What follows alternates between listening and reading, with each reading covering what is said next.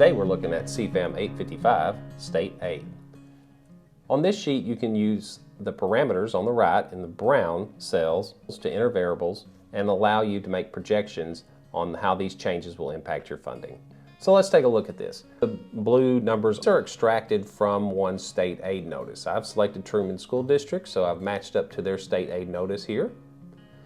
And the numbers that you see here, which also reference the laws, so if you're interested in understanding this more, this is a good resource, as well as the BLR handout that explains the foundation funding and the matrix. Let's go back to the 855 and how does this work? What does this do with those numbers from the state aid notice? So if you hover over these at the bottom, it'll actually explain the formula and how this is being calculated. And I do want to point out on all these calculated numbers, they are estimations, they're not official. There is some variance due to rounding, but this is the same formulas that the state uses and has publicized, so they should be pretty close. The revenues based on 98% collection for Truman in FY23 projected to be $12.3 million. And since I've made no changes in my parameters in brown, the number in red is also $12.3 million. This column in red that's separated, this is the variance. So whatever variable you put in over here, if that does change something, that change, that variance, will appear in this column. So let's start with debt service mills. Let's say we want to add 3 mills. So put in 3 and hit enter. You'll notice that this number goes up.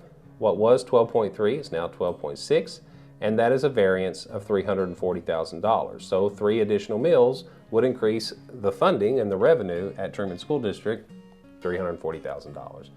Let's reset that. So you just click on it, put in 0, hit enter. You could do a combination of these parameters in brown. Let's say you had a change in your mills as well as your assessment and as well as your ADM. That's all possible, but sometimes it's easier to look at one piece at a time, and that's what I'm going to do in today's demonstration. So the next thing is there a change in assessment? Percentage change in assessment. So let's say we're increased the assessment by 10%. Enter 10, hit enter, $154,000 increase. Well, let's say our assessment dropped, and that does occur. How's that going to impact my funding? Let's say it went down 10%. Notice that number now says negative $154,000. So same calculation, but it's not in the direction you would like, but sometimes that does occur. Let's reset this one, 0, enter. Collection rate, the 98%, we're not going to get too deep into that, but if you collect 100%, you can put that in there and it will increase your number just a little bit. So let's try that. Some years you may collect more. So notice that brought in an extra $31,000. Some years due to back taxes, you may collect 101%, and that will be a slight increase in your revenue. So let's delete that, put in 98. That was the original number. That'll get us back to square one.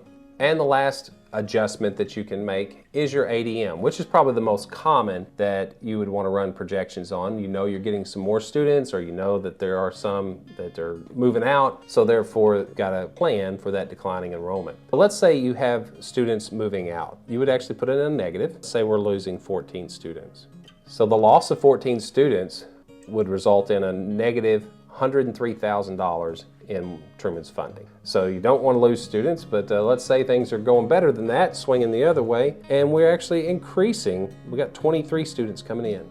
That would be a $170,000 increase to this district's funding. That is how you use CFAM 855. I hope this presentation is helpful. If you have any questions, please give us a call. Thank you.